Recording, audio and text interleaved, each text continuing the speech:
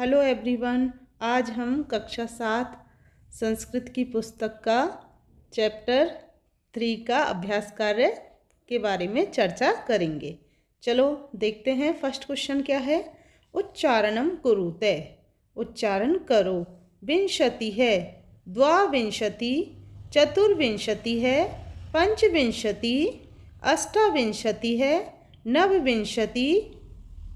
आगे देखो, त्रिंशत्, द्वात्रिंशत्, त्रयस्त्रिंशत्, चतुस्त्रिंशत्, अष्टात्रिंशत्, नवत्रिंशत्, चत्वारिंशत्, द्विचत्वारिंशत्, त्रयश्चत्वारिंशत्, चतुश्चत्वारिंशत्, सप्तचत्वारिंशत्, पंचाशत्। अब देखो सेकंड क्वेश्चन।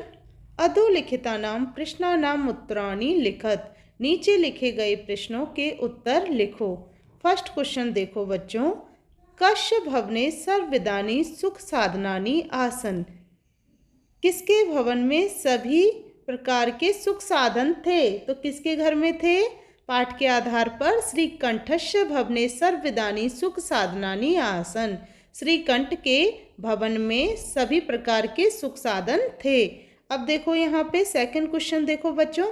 कस्य गृहे को अपि भृत्य नास्ति, किसके घर में कोई भी, भृत्य का अर्थ है नौकर, नास्ति नहीं है, किसके घर में कोई भी नौकर नहीं है? तो कृष्णमूर्ति गृहे को अपि भृत्य नास्ति, कृष्णमूर्ति के घर में कोई भी नौकर नहीं है।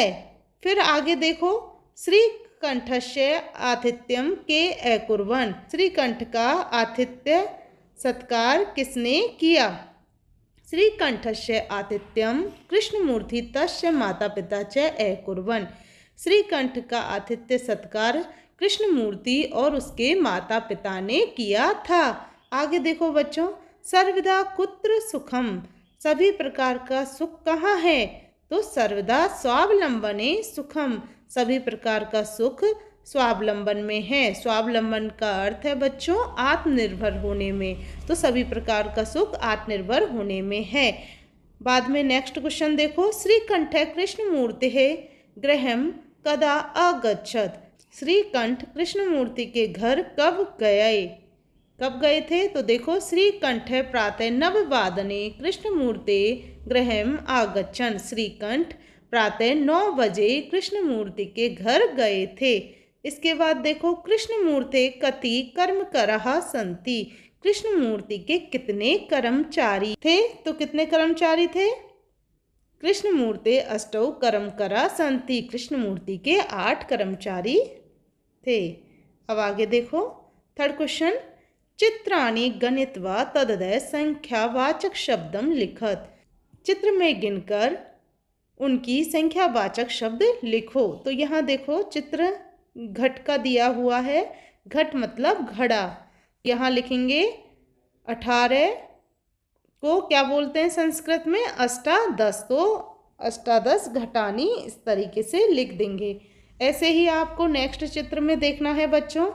यहाँ देखो, यहाँ बहुत सारे आम के चित्र दिए हैं आपको, तो यहाँ इनको काउंटिंग करके लिखना है। तो ये है 21 आम्रानी, 21 आमे। फिर है, तो यहाँ देखो ये कितने सारे हुए को ये काउंटिंग करके लिख देने हैं। तो 15 कंदुकानी, 15 गेंदे। फिर है मोमबत्तियों का चित्र दिया है, तो यहाँ इनकी काउंटिंग करना है। फिर आपको लिखना है 36 सिक्तवर्तिकानी, सिक्तवर्तिकानी का अर्थ है मोमबत्ती। ओके बच्चों, अब आगे चलते हैं। ये देखो यहाँ पे कैंची का दिया है आपको चित्र, तो ये कितनी कैंचियाँ हैं? चतुर्विंशति कर्तरिका, कर्तरिका बोलते हैं संस्कृत में। ओके, तो यहाँ हुए 24 कैंची। फिर है यहाँ आपको पत्तियों के चित्र दिए हैं, तो यहाँ काउंटिंग करके लिखना है। तो ये कितनी है? 63 पत्राणी। अब आगे चलते हैं, चलो फोर्थ क्वेश्चन देखते हैं। मंजूषात अंकानां कृते पदानि चुनुते, मंजू से अंकों को लेकर पद चुनिए। 28 को बोलते हैं संस्कृत में अष्टाविंशति ही। फिर है 30, तो 30 को बोलेंगे त्रिंशत्। फिर आगे देखो यहाँ 27 है, तो यहाँ बोलेंगे इसको सप्तविंशति ही। फिर है 31, तो 31 को बोलते हैं एक त्रिंशत्। आगे देखो 24 को बोलेंगे चतुर्विंशति है। 50 को बोलेंगे पंचाशत और 40 को बोलेंगे चत्वारिंशत। तो इस तरीके से आपको मंजूषा से छांट के लिख देना है। अब देखो 5th क्वेश्चन, चित्रम दृष्ट्वा मंजूषात पदानी च प्रयुज्य वाक्यानि रचयते। चित्र को देखकर मंजूषा से पदों को लेकर वाक्यों की रचना करो। तो यहाँ देखो बच्चों, यह चित्र दिया है आपको। यहाँ एक किसान के लिए आएगा एशय, एशय यानी यह, फिर आएगा एतौ, ये दोनों, फिर आएगा एते, एशय एतौ एते, एते मतलब ये सब। तो यहाँ एशय कृषक है, ये किसान है, तो कृषक क्या कर रहा है, क्षेत्र को जोतता है। तो यहाँ लिख देंगे एशय, एशय कृषक क्षेत्रम कृषति, इस तरीके से लिख देंगे।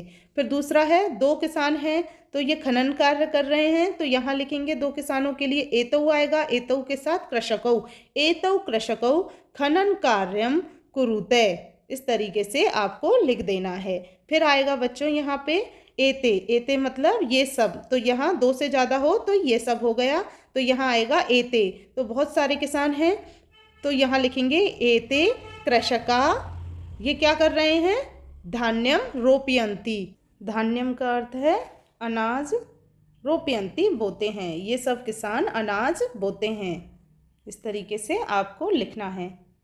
अब देखो 6th क्वेश्चन देखो बच्चों, अधोलिखितान सम्यवाचकान अंकान पदेशु लिखत। नीचे लिखे गए वाक्यों में समयवाचकों के अंकों को पदों में आपको लिखना है। तो आपको अंक दिए हैं बच्चों, उनको आपको पद में लिखना है। जैसे दिया है यहाँ देखो 10:30 दिया है, तो 10:30 को बोलेंगे 10:30 देखो यहाँ पे एक मिस्टेक दी हुई है बच्चों, 12:30, यहाँ लिख रहा है 12:30 बजे, जबकि यहाँ दिया है 10:30, तो यहाँ लिखेंगे 10:30।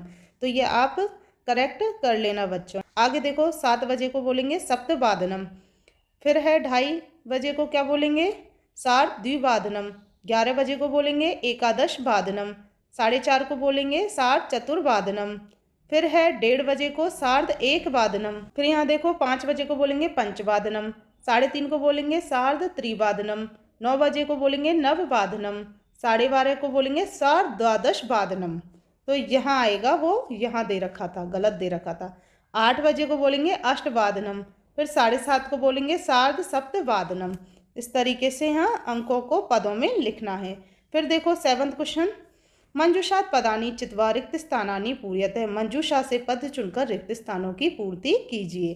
तो यहाँ देखो बच्चों, फर्स्ट क्वेश्चन दिया है ऋतवः भवन्ति, ऋतुएं होती हैं, तो कितनी ऋतुएं होती हैं, 6 ऋतुएं होती हैं, तो यहाँ लिख देंगे 6 ऋतवः भवन्ति। फिर है मासा भवन्ति, तो मास कितने होते हैं, 12, तो लिख देंगे 12 भवन्ति। फिर है एकस्मिन् मासे, एक मास में 63 अथवा 31 दिवसा भवन्ति, 30 अथवा 31 दिवस होते हैं। फिर देखो बच्चों, फरवरी मासे सामान्यतः 28 दिनानि भवन्ति, फरवरी मास में सामान्यतः 28 दिन होते हैं, मतलब 28 का अर्थ है यहाँ 28 दिन होते हैं। फिर नेक्स्ट देखो, मम शरीरे 2 हस्तौ स्तः, मेरे शरीर में 2 हाथ हैं। तो बच्चों आपका यह पाठ पूरा होता है। आशा करती हूँ आपको यह पाठ जरूर समझ में आया होगा।